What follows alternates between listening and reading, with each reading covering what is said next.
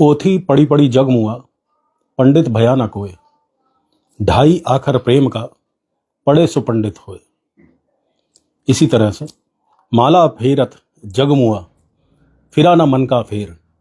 कर का मन का डार दे, मन का फेर। नमस्कार दोस्तों, मैं आकाश आहूजा और भारतीय साहित्य की बहुत प्रचलित इन दो चौपाइयों से मैंने आपका स्वागत किया है। और दोस्तों, अगर इन चौपाइयों में आपको कहीं भी कोई मतभेद दिखता है या इससे आपत्ति दिखती है तो बहुत चिंतन का विषय है। और आज आप लोगों के समक्ष मेरे आने का कारण यह है, अलसुबाही कहूँगा मैं, अमूमन 11:30 बजे यूजुअली लाइव का समय नहीं होता, घर से ही मैं कर रहा हूँ। इसका कारण यह है कि कल या परसों मैंने एक पोस्ट डाली थी जिसमें मैंने एक लोकोक्ति, एक मुहावरा, एक कहावत जिसे कहते हैं आप लोग, उसका प्रयोग किया था। और मैंने लिखा था उसमें, एक्चुअली क्या था, एक बिजली की तारें चोरी करने वाला व्यक्ति खंबे पर चढ़ता है लेकिन फॉल्ट होती है और वो चिपक जाता है उसमें। तो मैंने उसको, चूंकि वो बच गया था व्यक्ति, भगवान का आशीर्वाद है कि उसकी कोई ऐसा गंभीर रूप से वो घायल नहीं हुआ, उसकी मौत नहीं हुई, तो मैंने उसको बड़ी हास्य व्यंग्य तरीके में लिखा था कि चौबे जी चले छब्बे बनने और दूबे बन के लौटे। ये एक लोकोक्ति है, मुहावरा है, कहावत है जो आदिकाल से चली आ रही है। लेकिन इसको लेकर मुझे कुछ कमेंट्स आए और जिसके बाद, हालांकि उन कमेंट्स को मैंने बड़ा अच्छे ढंग से ग्रहण किया, एक्सेप्ट किया उन्हें, लेकिन मुझे ये लगा कि आखिर इतनी असहिष्णुता क्यों है, इतना इम्पेशेंट क्यों हो गया आदमी, इतना क्रोध से क्यों भरा हुआ है। तो उसमें मैं नाम नहीं लूंगा, किसी एक मेरे भाई, मेरे मित्र, मेरे व्यूअर हैं, उन्होंने लिखा कि पहले लिखने की तमीज सीखो, अगर चौबे और दूबे एक हो गए तो पता नहीं तुम कहाँ मिलोगे। एक और ने लिखा, आकाश सर, कोई भी कहावत किसी व्यक्ति या जाति या धर्म से संबंधित हो उसे कहने से बचिए, बाकी आप स्वयं समझदार हैं। और भी कमेंट्स थे। एक ने थोड़ी मर्यादित भाषा का इस्तेमाल किया, मुझे सम्मान भी दिया, आकाश सर कह के संबोधित किया। दूसरे ने भाई कह के मुझे लिखा कि तमीज सीख लो, अगर चौबे और दूबे एक हो गए। तो उन लोगों से ये पूछना चाहता हूँ कि अगर आपने भारतीय साहित्य पढ़ा है, मैंने थोड़ा बहुत पढ़ा है, आप लोग जानते हैं कि मैं दोहों पर और शेर हों या लोकोक्तियाँ हों उन पर यकीन करता हूँ, क्योंकि भाषा एक ऐसा माध्यम था जिसने हमें जानवरों से अलग किया। और उसी भाषा का जब सरलीकरण हुआ तो हमारे देश में लोकोक्तियों का दौर चला, महावतों का दौर चला, कहावतों का दौर चला। और आज भी उन कहावतों का हम उपयोग करते हैं, बाखूबी करते हैं, और अपनी बात को कम शब्द में कहने का तरीका हमने सीखा है। और मैं आज यही कहना चाहता हूं कि अगर आपको मुहावरों से, कहावतों से दिक्कत है तो फिर इसका मतलब इतिहास बदलना पड़ेगा आपको कबीर, रहीम, सूरदास, रसखान, तुलसी, बिहारी आदि जैसे जितने भी गद्य और काव्य के रचयिता थे उनको इतिहास से मिटाना पड़ेगा। दोस्तों, ये तो एक बहुत छोटा सा वो था कि जिसमें चौबे जी चले छब्बे बनने और दूबे बन के लौटे। अगर बात विरोध की शुरू की जाए तो ऐसे कितने मुहावरे आपको मिल जाएंगे जो रोजमर्रा की भाषा में उपयोग होते हैं। तो ये विरोध क्यों है आखिर? क्यों हमारी बुद्धि इतनी संकुचित हो गई है कि हम लोग इस मुहावरे का भी विरोध कर रहे हैं? एक और मैं आपको बताता हूं कि 900 चूहे खा के बिल्ली हज को चली। तो अगर विरोध करने पर कोई आ जाए तो इसका तो पूरा व्यापक विरोध हो सकता है। मेरे पिताजी जब जीवित थे, मेरे पिताजी अक्सर हास्य व्यंग किया करते थे और कहते थे कि कंकर पत्थर जोड़कर मस्जिद दियो बनाए, ताचड़ मुल्ला बांग दे, क्या बहरा हुआ खुदा है। तो इस पर आपत्ति होनी चाहिए। लेकिन यह हमें समझना होगा कि हमारे जो बुजुर्ग, जो सब मिलजुल कर रहते थे, उन्होंने ये लोकोक्तियां बनाई थी, ये मुहावरे बनाए थे ताकि बात को कम शब्दों में समझाया जा सके। अब एक और है, नाच ना जाने, माफी चाहूंगा, ना नौमन तेल होगा ना राधा नाचेगी। तो क्या पूरा ब्रज, पूरा वृंदावन हम इस मुहावरे के खिलाफ हो जाए और जो इसके रचयिता है उसको ढूंढने में लग जाए कौन है, जो इतिहास में आज से 100 या 200 साल पहले दर्ज हो चुके हैं? तो ये इम्पेशेंस गलत है। एक प्रसंग में आपको और बताता हूं दोस्तों, आप लोग सब जानते हो मैं महाकाल का बहुत बड़ा भक्त हूं और प्रभु श्री राम सपरिवार मेरे गले में विराजते हैं, आप लोगों को मालूम है ये चीज। तुलसी की माला में राम दरबार हमेशा मेरे गले में रहते हैं। मैं आपको एक प्रसंग बताता हूं। वो प्रसंग है आपका दिवाली से चंद रोज पहले का, जब बाजार में दुकानों को लेकर कुछ मेयर साहब और व्यापार मंडल में थोड़ा सा बैर सा चल रहा था, भाव उनके एक नहीं थे।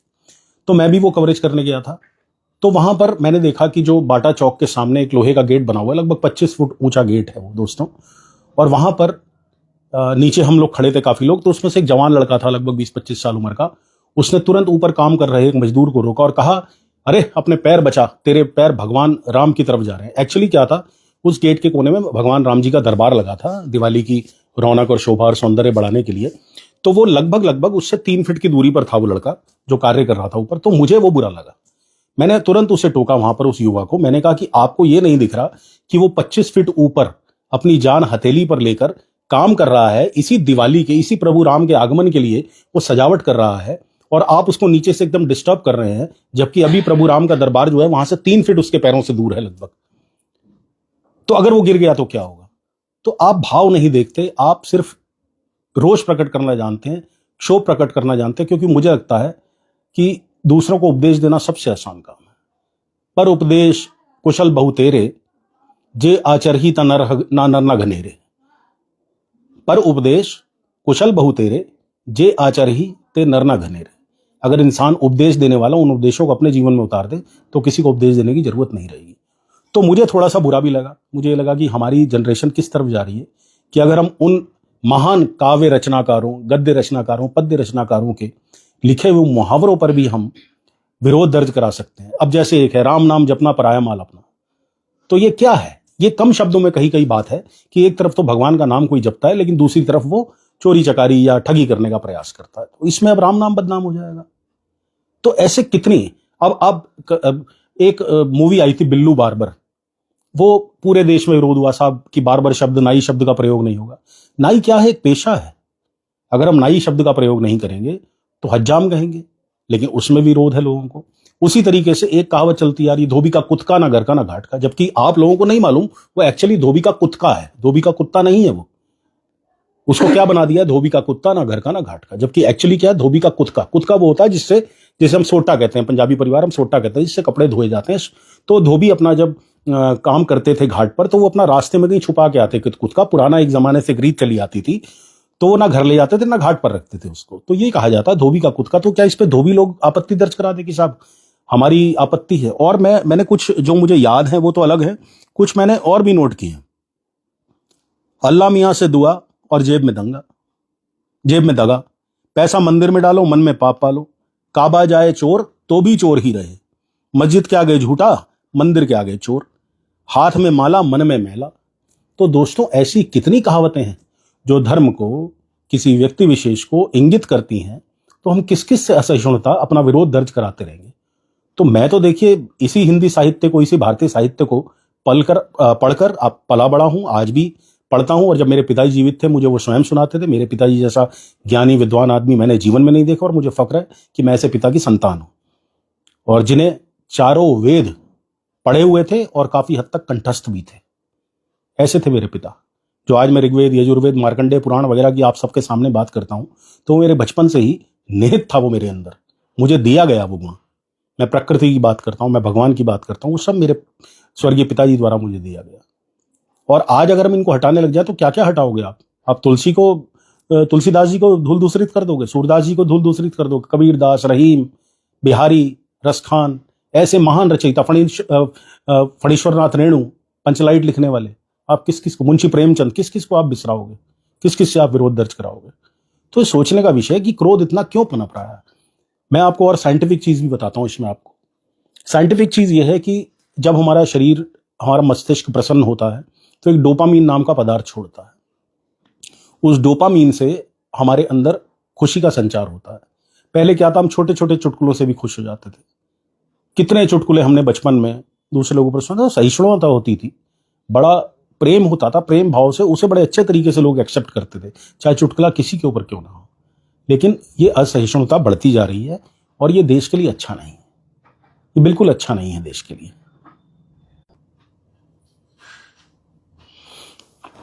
मुझे दुख लगा क्योंकि मैं तो इसी भारतीय साहित्य को अपनी भाषा में लाने का प्रयास करता हूं, छोटा करता हूं। जिस चीज को आप बड़े लंबे संवादों में नहीं समझा सकते, मुहावरे, लोकोक्ति, कहावत का प्रयोग करके बहुत कम शब्दों में उसे समझा सकते हैं।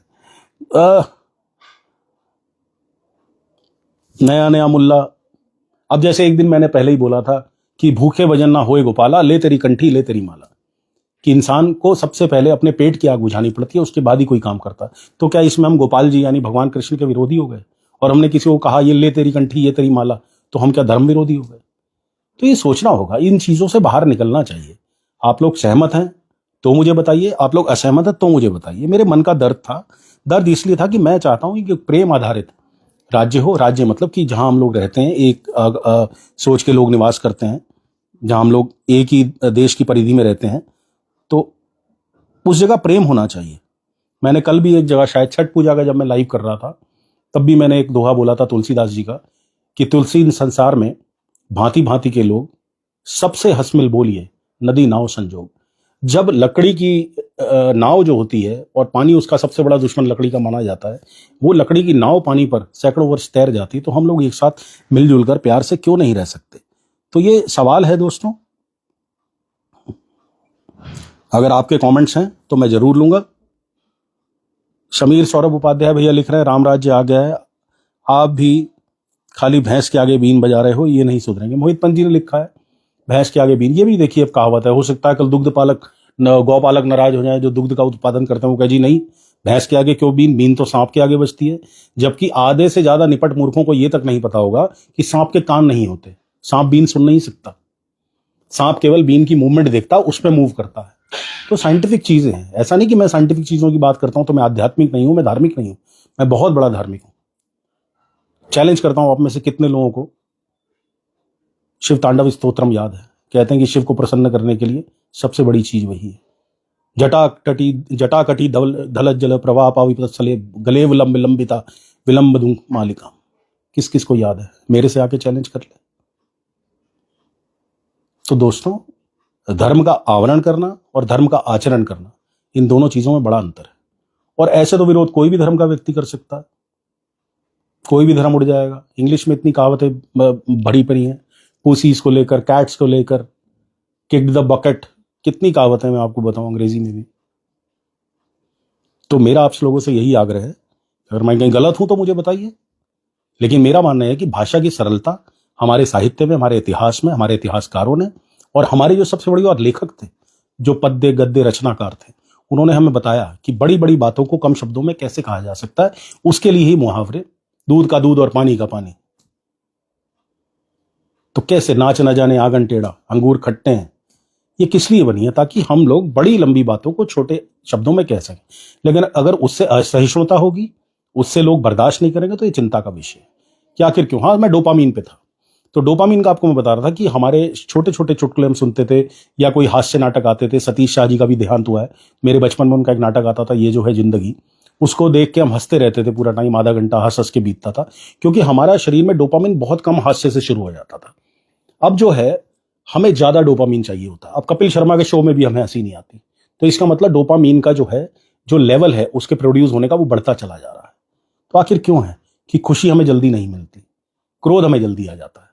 तो दोस्तों, डोपामीन को बनाइए, खुश रहा करिए। हर चीज को अगर आप नेगेटिवली देखेंगे तो जीवन में जी नहीं पाएंगे, हर ओर अंधेरा नजर आएगा। इसलिए हमेशा पॉजिटिव साइड की तरफ जाइए। मुझे कोई फर्क नहीं पड़ता, जिस सज्जन ने मुझे गाली दी मैंने सहर्ष स्वीकार लिया उसे, कोई बात नहीं। उनकी सोच उनके साथ, मेरी सोच मेरे साथ। अगर उन्हें लगता है कि मैं चौबे और छब्बे लिखूंगा तो दुबे मिल के पता नहीं मेरा क्या हाल करेंगे, तो भाई कर ले, कोई दिक्कत नहीं है। लेकिन आप आकाश आहूजा के बहाने उन रचनाकारों पर उंगली उठा रहे हो जिनकी वजह से भाषा की सरलता बीते सैकड़ों साल से चली आ रही है।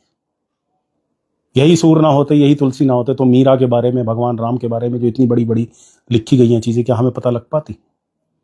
यही अगर कबीर ना होते तो क्या हम इतनी सरलता से अपनी बात कह सकते थे? रहीम ना होते, रही मन निज मन की व्यथा, मन ही राखो गोए, सुनट हिले हैं लोग सब बाटी ना लेहे कोई। कितनी बड़ी बात कही। आप गई, आदर गया, नैनन गया स्नेही, ये तीनों ही गए जब कहा कछु देही। तो कितने आप गिनेंगे? काल करे सो आज कर, आज करे सो अब, पल में प्रलय होएगी, बहुरी करेगा कब। करत करत अभ्यास के जड़मती होत सुजान, रसरी आवत जाते सिल पर परत निशान। तो कितनी कहावतें हैं जो भाषा को सरल करती, जो समझने में आसान करती हैं। तो मेरा आप लोगों से निवेदन है, मेरी कोई बात बुरी नहीं होगी तो कमेंट्स करिए, मैं बिल्कुल कमेंट्स को पढ़ूंगा। और रोज रोज मैं एक कमेंट के लिए तो लाइव आऊंगा नहीं, लेकिन ये मुझे इसलिए इंपॉर्टेंट लगा, महत्वपूर्ण लगा, कि मुझे लगा कि जो भाषा की सरलता के लिए मुहावरे, कहावतें और लोकोक्तियां बनी हैं, उनको जीवित रहना चाहिए। ये सोचकर कि कोई व्यक्ति उससे ऑफेंड हो रहा है, तो ये गलत है। वो जिस उद्देश्य के लिए बनी है, उस उद्देश्य को समझना चाहिए। डॉक्टर कड़वी दवाई देता है आपको, खाते हो उससे ठीक हो जाते हो ना। अब आपको नहीं जी दवाई तो मुझे मीठी खानी है, तो ऐसा नहीं हो सकता कि मीठा मीठा गप गप, कड़वा कड़वा थू थू। तो आपको ये चीजें थोड़ी स्वीकार करनी चाहिए। नहीं करेंगे तो कोई दिक्कत नहीं, मैं तो सिर्फ इतना ही कहूंगा कि भारतीय संविधान, भारतीय इतिहास, भारत का साहित्य मुझे इन चीज़ों का प्रयोग करने की अनुमति देता है, मैं प्रयोग करूंगा। अगर आपको लगता है कि मैं गलत हूं तो प्लीज़ मेरा चैनल ना देखें, या फिर मुझे तार्किक रूप से सिद्ध करिए कि मैं गलत हूं, और उसके लिए आपको मेरे मंच पर आना पड़ेगा। कमेंट्स में मैं इतना लंबा समय नहीं लगा सकता कि आप एक कमेंट करें, फिर मैं एक कमेंट करूं, फिर आप एक कमेंट करें, फिर मैं एक कमेंट करूं। तो जो भी अगर चाहते हैं कि मैं भारतीय साहित्य की चीज़ों को यूज़ ना करूं, उनका उपयोग ना करूं, गद्य और पद्य काव्य का ना यूज़ करूं, ना प्रयोग करूं, तो वो मेरे मंच पर सादर आमंत्रित है। वो आए, मुझे तार्किक रूप से परास्त करें, और मैं बिल्कुल उनकी बात मानूंगा। मैं उनके सामने ही सौगंध भी उठा लूंगा कि मैं इन चीज़ों का उपयोग नहीं करूंगा। तो आप लोगों के कमेंट्स की प्रतीक्षा रहेगी। बहुत बहुत धन्यवाद मुझसे जुड़े रहने के लिए, और प्लीज़ प्रेम बढ़ाइए, हाथ जोड़ के विनती है। प्रेम सब कुछ दे देगा, क्रोध कुछ नहीं देता। प्रेम करके तो देखिए, मुन्ना भाई MBBS में देखा था ना, जादू की झप्पी, उससे डोपामीन रिश्ता। जब कोई आपको विकट समय में आपको गले से लगा ले, तो देखिए आपके शरीर को, आपके मन को कितनी राहत मिलती है। तो प्रेम बहुत बड़ा अस्त्र है। प्रेम, मैं कहता हूं, बाली को मिला हुआ वो वरदान है जो सामने वाले का आधा बल स्वतः आपके अंदर डाल देता है। तो प्रेम करके देखिए, ये नफरत, ये क्षोभ, ये क्रोध और ये रोष, इसमें कुछ नहीं रखा है दोस्तों। विदा लेता हूं आपसे। कोई मेरी बात गलत लगी हो, कोई कमेंट आया है, मोंटी कह रहे हैं, शाह खान राजशाही जी मेरे मित्र, भारतीय जनता पार्टी से आते हैं, डॉक्टर साहब लिख रहे हैं, अगर आप प्रयास जारी रखिए, गुल तो कांटों में ही खिलता है, हमारा सहयोग एवं दुआ आपके साथ है। डॉक्टर साहब, आप तो बहुत बुद्धिजीवी व्यक्ति हैं, मैं आपका व्यक्तिगत रूप से बहुत सम्मान करता हूं, मेरे मित्र भी हैं आप, और शायद हम दोनों जब बैठते हैं तो हिंदू मुस्लिम एका का एक बहुत बड़ा प्रतीक बनते हैं हम लोग, तो बड़ा अच्छा लगता है, और आपकी बातें भी हमेशा उत्साह देती हैं, ऊर्जा देती हैं। बहुत बहुत धन्यवाद आपका। अगर कोई और कमेंट करता है और तो मैं लेता हूं सहर्ष उसको, नहीं तो मैं आपसे विदा लूंगा। प्रेम बांटिए दोस्तों, बहुत छोटा सा। मांग कर लाए थे 4 दिन, कुछ है उम्र दराज, ऐसा कुछ है एक शेर। 2 दिन आरज़ू में कट गए, 2 दिन इंतजार में। बड़ी छोटी सी जिंदगी है, प्यार दे लीजिए, क्रोध का समय मत निकालिए। डोपामीन अपने शरीर में आने दीजिए, डोपामीन आएगा, आपको देखिए हर चीज अच्छी लगेगी। और प्रकृति और दुनिया, ये लोग भगवान ने बहुत सुंदर बनाए, बहुत अच्छे बनाए। इनसे प्यार करिए, क्षोभ मत करिए, रोष मत करिए, क्रोध मत करिए, गुस्सा मत करिए। अरुण चुग, ईडियम्स, मुहावरे वही इस्तेमाल करेगा जिसने उनको समझा या पढ़ा होगा। चुग साहब, यही मैं कहना चाहता हूँ, thank you for the kind words, कि जिसने पढ़ा होगा, मैंने पढ़ा है, मैं समझता हूँ, मैं चाहता हूँ सब पढ़ें। ये प्रेम की बरसात करने वाली चीजें हैं। ये इसलिए नहीं है कि आप इसमें क्षोभ करें, आपको इसमें ये समझना चाहिए कि उन्होंने कितना अपना दिमाग लगाया होगा, अपना कितना ज्ञान खपाया होगा इन माफी चाहूंगा, 4 लाइनों को हमें देने के लिए। 4 पंक्ति आप लिख के दिखा दीजिए, रहीम जी जैसी या कबीर जी जैसी या तुलसी जी जैसी, मान जाऊंगा आपको मैं। कोई नहीं लिख सकता, तो उनके लिखे को पानी मत फेरिए, उनके लिखे को चलने दीजिए, क्योंकि यही लोकोक्तियां हमारे संवाद को बहुत आसान बनाती हैं। तो बहुत बहुत धन्यवाद। सुल्तान रजा सर जी, क्या हाल है? मैं बहुत अच्छा हूं सुल्तान जी, देखिएगा पॉडकास्ट। थैंक यू अरुण भाई। आप सबको भगवान सद्बुद्धि दे, आप सबको प्रेम करने के लिए जो जज्बा चाहिए वो भगवान सबको प्रदान करें। तो बहुत बहुत धन्यवाद। भारत माता की जय।